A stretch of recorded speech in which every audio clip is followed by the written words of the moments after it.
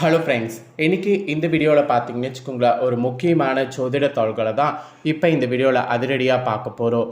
அதிரடியாக பார்க்குறதுக்கு முன்னாடி என்ன ஜோதிட தாள்கள் பார்க்க போகிறோம் அப்படிங்கிறத இன்ட்ரோவில் ஷேர் பண்ணுறேன். என்ன தாள்கள் பார்க்க போகிறோம் அப்படிங்கிறத இன்ட்ரோவில் தெரிஞ்சுக்குங்க. ஸோ ஜூலையில் 2026 இப்போ நடந்துகிட்ருக்கு. இதில் 26ஆம் தேதிக்கு பிறகு பெரிய கண்டங்கள் கும்ப ராசிக்காரங்களுக்கு முடிவடைய போகுது. அதனால் அடுத்து கும்ப ராசிக்காரங்களுக்கு இதெல்லாம் தான் நடக்கும், தடுக்க முடியாது. அப்படி என்ன நடக்கும், என்ன தடுக்க முடியாது அப்படிங்கிற முக்கியமான ஜோதிட தாள்களை தான் இந்த வீடியோவில் கும்ப ராசிக்காரங்களுக்கு ஷேர் பண்ண போகிறேன். நீங்கள் கும்ப ராசிக்காரங்களாக இருந்தீங்கன்னா இந்த ஒரு வீடியோவை ஸ்கிப் பண்ணாமல் பாருங்கள். உங்கள் ராசிக்கு என்ன பலன் கிடைக்கும் அப்படிங்கிறதெல்லாம் தெரிஞ்சு இதற்கேற்ப நடந்து பலன் பெறுங்க. ஸோ வீடியோவை ஃபுல்லாக பாருங்கள். அப்போ தான் உங்களுக்கான பலன் என்னங்கிறத தெரிஞ்சு பயன் பெற முடியும். ஆக்சுவலி பார்த்தீங்கன்னு வச்சுக்கோங்களேன், நம்ம வாழ்க்கையில் நடக்கக்கூடிய எல்லாத்துக்குமே காரணம் நவக்கிரகங்கள் தான். நவக்கிரகங்கள் நமக்கு சாதகமாக இருந்தால் சாதகமான பலனும், அதே நவக்கிரகங்கள் நமக்கு பாதகமாக இருந்தால் பாதகமான பலனும் கிடைக்கும். அதை நாம் புரிஞ்சு தெரிஞ்சு அதற்கேற்ப நம்ம நடந்துக்கிட்டாவே பல ஆபத்துக்கள் ஏற்படாமல் தப்பிக்க முடியும். அந்த வகையில் சூரியன் கடகராசிக்கு தன்னுடைய திசையை மாற்றி பயணம் செய்ய ஆரம்பித்துட்டார். இதுதான் மெயின் பெரிய ஒரு கண்ட முடிவடைவதற்கு காரணமான ஒரு விஷயம். ஸோ இது ஆடி மாதம் என்று அழைக்கப்படக்கூடிய ஒரு சிறப்பான மாதத்துக்கான வழிவகுப்பு. ஸோ இந்த ஆடி மாதத்தில் என்னென்ன நடக்கும், மற்ற கிரகங்களால் என்னென்ன நடக்கும் அப்படிங்கிற முக்கிய பலன்களை தான் கும்பராசினியர்களுக்கு இந்த வீடியோவில் ஷேர் பண்ண போகிறேன். கும்பராசியில் பிறந்த நேயர்களே, உங்களுக்கான பலனை இந்த வீடியோவில் தெரிஞ்சுக்குங்க. இதற்கேற்ப நடந்து பலன் பெறுங்க. ஸோ வீடியோ ரொம்பவே யூஸ்ஃபுல்லாக இருக்கும், ரொம்பவே இன்ட்ரெஸ்டாக இருக்கும். கண்டிப்பாக வீடியோவை ஃபுல்லாக பாருங்கள். முதல்ல எல்லாத்துக்கும் முன்னாடி வழிபாடுகளுக்கு ரொம்ப சிறப்பாக கருதப்படக்கூடியது ஆடி மாதம். அதனால் ஆடி மாத ஸ்பெஷலாக ஆடி மாதத்துடைய சிறப்புகளை பற்றி முதல்ல எக்ஸ்பிளைன் பண்ணிடுறேன். ஆடி மாதத்துடைய சிறப்புகள் பற்றி முதல்ல இந்த வீடியோவில் கும்ப ராசிக்காரங்க தெரிஞ்சுக்குங்க. அதுக்கப்புறமேட்டு உங்களுக்கான பலனை அதிரடியாக இந்த வீடியோவில் பார்க்கலாம். அதாவது கிரகங்களால் என்ன நடக்கும் அப்படிங்கிற பலனை அதிரடியாக பார்க்கலாம். ஆக்சுவலி குலதெய்வ வழிபாடு, கிராமதெய்வ வழிபாடு, இஷ்டதெய்வ வழிபாடு, சிவ வழிபாடு, சக்தி வழிபாடு, திருமால் வழிபாடு என அனைத்து தெய்வ வழிபாடுகளுக்கும் ஏற்ற மாதமாக ஆடி மாதமானது கருதப்படுகிறது. ஆக்சுவலி தமிழ் மாதங்கள்லேயே ஆடி மாதத்திற்கு மட்டும் தனி சிறப்பு உண்டு. ஆடி மாதங்கிறது அம்மனுக்குரிய மாதமாக அதனால் கருதப்படுகிறது. ஸோ அதனால் ஆடி மாதத்தை சக்தி மாதம் என்றும் அம்மன் மாதம் என்றும் அழைப்பதுண்டு. ஆடி மாதம் பிறந்த நிலையில் தமிழ்நாட்டில் உள்ள அனைத்து அம்மன் கோவில்கள்லையுமே ஃபஸ்ட்டு விழாங்கிறது பார்த்திங்கன்னு வச்சுக்கோங்களேன், களக்கட்டோ. இந்த மாதத்தில் வேத பாராயணங்கள், மந்திரங்கள் ஒழிக்க சிறப்பு வழிபாடுகள், பூஜைகள், தேர் திருவிழா, தீமதி திருவிழா என அனைத்து விதமான உற்சவங்களும் வெகு சிறப்பாக பார்த்திங்கன்னு வச்சுக்கோங்களேன் நடைபெறும். இந்து சமயத்தில் கூட சூரியனுடைய நகர்வை கொண்டு வருடத்தை உத்தராயண தாட்சாணியம் என இரு பிரிவுகளாக பிரித்து வைக்கப்படும். சூரியன் தெற்கு திசையில் இருந்து வடக்கு நோக்கி பயணம் செய்யக்கூடிய காலம் உத்தராயண காலமாகும். தை மாதம் முதல் ஆணி மாதம் வரை உத்தராயண காலமாக பிரிக்கப்படுது. இந்த காலம் தேவர்களுக்கு பகல் பொழுதாகும். அதே போல் சூரியன் வடக்கு திசையிலிருந்து தெற்கு நோக்கி பயணம் செய்யக்கூடிய காலம் தாட்சாணிய காலமாகும். ஆடி மாதம் முதல் மார்கழி மாதம் வரை தாட்சாணிய காலமாக பிரிக்கப்படுது. இந்த 6 மாதம் தேவர்களுக்கு இரவு பொழுதாகும். தாட்சாணிய காலம் தொடங்கக்கூடிய ஆடி மாதத்தில் சூரியன் ஆற்றல் அதிகமாக வெளிப்படும். அதனால் ஆடி மாதத்தில் மந்திரங்கள், வேத பாராயணங்கள், ஜபங்கள் ஆகியவற்றிற்கு அதிக சக்திகள் இருக்குது. அதே போல் உத்தராயண காலத்தில் சூரியனிலிருந்து வெளிப்படக்கூடிய கதிர்களை விட தாட்சாணிய காலத்தில் ஆடியில் சூரியனுடைய ஒளிக்கதிர்கள் விவசாயத்திற்கு உகந்ததாக இருக்கும்.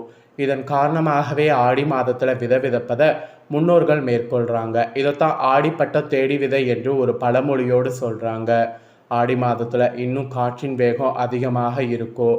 இந்த சமய தூசிகள் மூலம் நோய்கள் பரவ அதிக வாய்ப்பு இருக்குது. எனவே வேப்பிலை, மஞ்சள் கொண்டு அம்மனை வழிபடுவது, உடலுக்கு குளிர்ச்சி தரக்கூடிய கூழ் ஊற்றுவது பாரம்பரிய முறையாக இதெல்லாம் கடைபிடிக்கப்பட்டு வருவதற்கு காரணம் இதுதான். மேலும் ஆடி மாதத்தில் தென்மேற்கு பருவமழை பெய்யும். இதனால் விவசாயம் செழித்து மக்கள் மகிழ்ச்சியாக இருப்பாங்க. இதற்கு நன்றி தெரிவிக்கக்கூடிய வகையில் ஆடி மாதத்தில் அம்மனுக்கு சிறப்பாக வழிபாடுகள் நடத்தப்படும். அதுவும் ஆடி மாதத்தில் செய்யப்படக்கூடிய வழிபாடுகள் வாழ்க்கையை செழிக்க வைக்கும் என்பதால் இந்த மாதத்தில் திருமணம் போன்ற சுப காரியங்கள் செய்வதை தவிர்த்து அம்மன் அருளை பெறுவதற்கு வழிபாடு செய்வது வழக்கமாக இருக்குது. ஆனால் ஆடி மாதத்தில் திருமணம் போன்ற சுப நிகழ்ச்சிகள் நடைபெறாததை சுட்டி காட்டி சிலர் ஆடி மாதத்தை பீட மாதம் என்று சொல்வாங்க. ஆனால் அது உண்மையல்ல. அது அவர்கள் அறியாமையால் சொல்வது. பீட மாதம் என்பதே உண்மையான பெயராகும். இறைவனை நமது மானமாகிய பீடத்தில் வைத்து வணங்கக்கூடிய மாதம் என்பது இதன் பொருள் என்று கூட சொல்லலாம். அதே போல் குலதெய்வ வழிபாடு, கிராம தெய்வ வழிபாடு, இஷ்ட தெய்வ வழிபாடு, சிவ வழிபாடு, சக்தி வழிபாடு, திருமால் வழிபாடு என அனைத்து தெய்வ வழிபாடுகளுக்கும் ஏற்ற மாதமாக ஆடி மாதம் திகழ்கிறது. ஆடி மாதத்தில் ஆடி அமாவாசை, ஆடி பௌர்ணமி, ஆடி வெள்ளி, ஆடி புரம், ஆடி சுவாதி, ஆடி பெருக்கு, ஆடி தபசு, கருட பஞ்சமி, நாகசதுர்த்தி இந்த மாதிரி சிறப்புமிக்க நாட்கள் வரும்.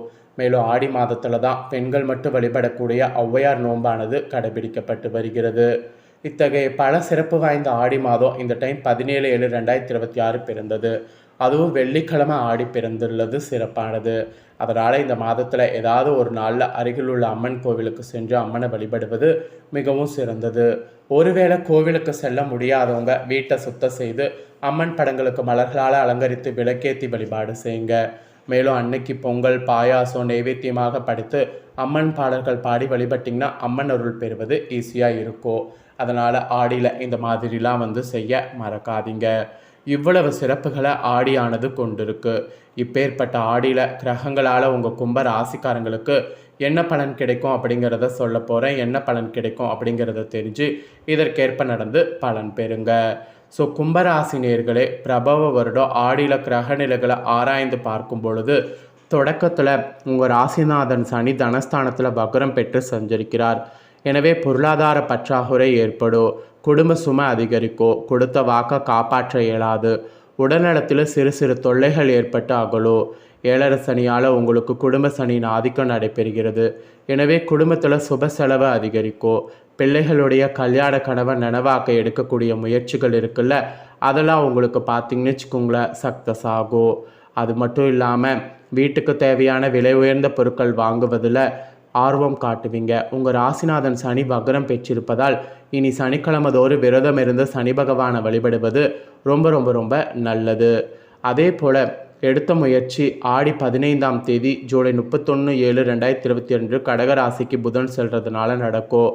அவர் அங்குள்ள சூரியனோடு இணைந்து புதத்திய யோகத்தை உருவாக்கிறார். அவரோடு உச்சகுருவும் இணைந்து சஞ்சரிப்பதால் நல்ல சந்தர்ப்பங்கள் இல்லம் தேடி வரும்.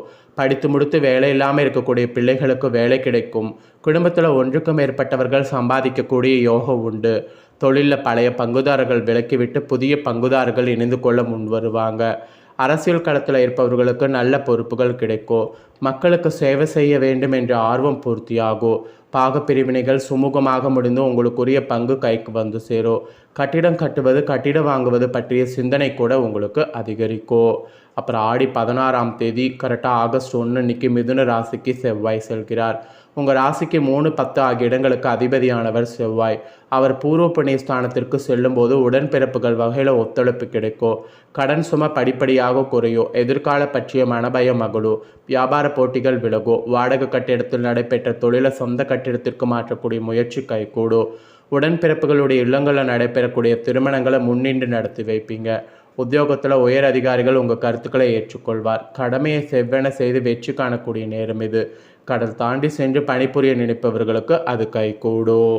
அப்புறம் ஃபைனலாக ஆடி 17ஆம் தேதி ஆகஸ்ட் 2 அன்னைக்கு கன்னிராசிக்கு சுக்கிரன் செல்கிறார். அங்கு நீச்சமும் பெறுகிறார். உங்கள் ராசிக்கு 4, 9 ஆகிய இடங்களுக்கு அதிபதியானவர் சுக்கிரன் நீச்சம் பெறுவது நல்லதல்ல. தாய் வழி ஆதரவு, பெற்றோர் வழி ஆதரவு குறையும். குடும்ப பிரச்சனை மீண்டும் தலை தூக்கும். எதிலும் நிலையான ஈடுபாடு இருக்காது. உறவினர்களை உடன்பிறப்புகளை அனுசரித்து செல்ல வேண்டிய நேரம் இது. சொத்து பிரச்சனைகள் தலை தூக்கலாம். துணிவும் தன்னம்பிக்கையும் குறையும். ஆரோக்கிய கவனம் தேவை. பொது வாழ்வில் உள்ளவர்களுக்கு போட்டிகள் அதிகரிக்கும். வியாபாரம் மற்றும் தொழில் செய்பவர்களுக்கு பங்குதாரர்களால் தொல்லை உண்டு. உத்தியோகத்தில் உள்ளவர்களுக்கு திறமைக்குரிய அங்கீகாரம் கிடைக்கும். கலைஞர்களுக்கு எதிர்ப்புகள் நிறைவேறும். மாணவ மாணவிகளுக்கு பெற்றோர் மற்றும் ஆசிரியர் ஆதரவு கிடைக்கும். பெண்களுக்கு செலவுகள் அதிகரிக்கும். அதற்கேற்ற வரவும் சேரும்.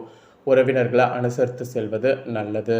ஸோ இந்த மாதிரி தான் உங்களுக்கு பலன்கள் கிடைக்கும் என்பது குறிப்பிடப்பட்டிருக்கு. இதற்கேற்ப நடந்து பலன் பெறுங்க. இது உங்கள் ஃப்ரெண்ட்ஸ் ஃபேமிலிக்கும் லைக் பண்ணி ஷேர் பண்ணுங்கள். அவங்களும் பார்த்து பயன்பெறட்டும். இதே போல் புதிய தகவல்களை தெரிந்து கொள்ள மறக்காமல் நம்ம சேனலை சப்ஸ்கிரைப் பண்ணுங்கள். கூட பெல் பண்ண ப்ரெஸ் பண்ணுங்கள். ஃபஸ்ட் டைம் பார்க்குறவங்க அதை நீங்கள் பண்ணிட்டீங்கன்னா இனி நான் போகிற மற்ற அப்டேட்டான எல்லா வீடியோஸும் உடனுக்குடனே தெரிந்து கொள்ளலாம். ஸோ மறக்காமல் சப்ஸ்கிரைப் பண்ணி பெல் பண்ண ப்ரெஸ் பண்ணுங்கள். நெக்ஸ்ட்டு இதே போல் சுவாரஸ்யமாக வேறொரு புதிய வீடியோவில் உங்களை சந்திக்கிறேன். சப்ஸ்கிரைப் பண்ணுங்கள், சப்போர்ட் பண்ணுங்கள்.